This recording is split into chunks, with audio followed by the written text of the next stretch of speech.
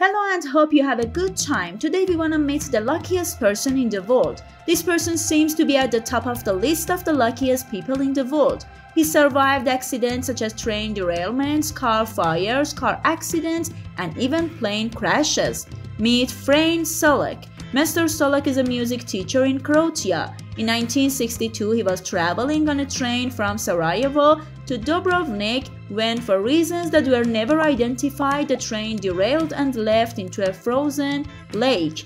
In this incident, 17 people lost their lives, but Solak survived. He broke only his arm in the accident and his body also suffered minor frostbite and bruising.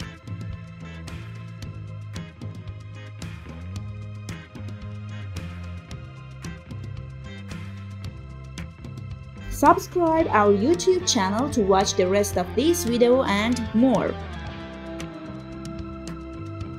A year later, on an air trip from Zagreb to Rijeka, the door of the plane he was on was torn off and all 20 occupants were thrown into the air.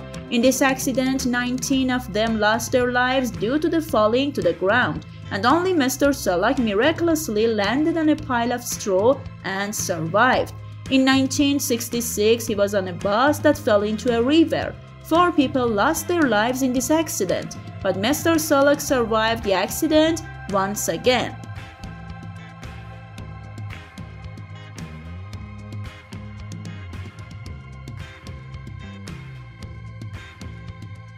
In 1970 and 1973, he twice survived from a car that had caught fire in a car accident. In 1995, he was hit by an intercity bus and survived.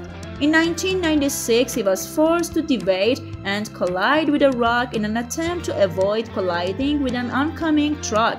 He is thrown out of the car and lands on a tree. On the tree, he sees his car crash into the depth of the valley after traveling 300 meters after hitting the rocks.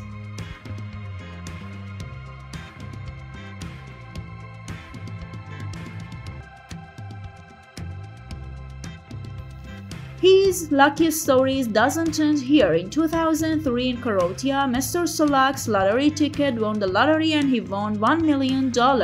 This time there was no need for him to survive an accident. At 74, he claims this is the first lottery ticket he has bought in 40 years.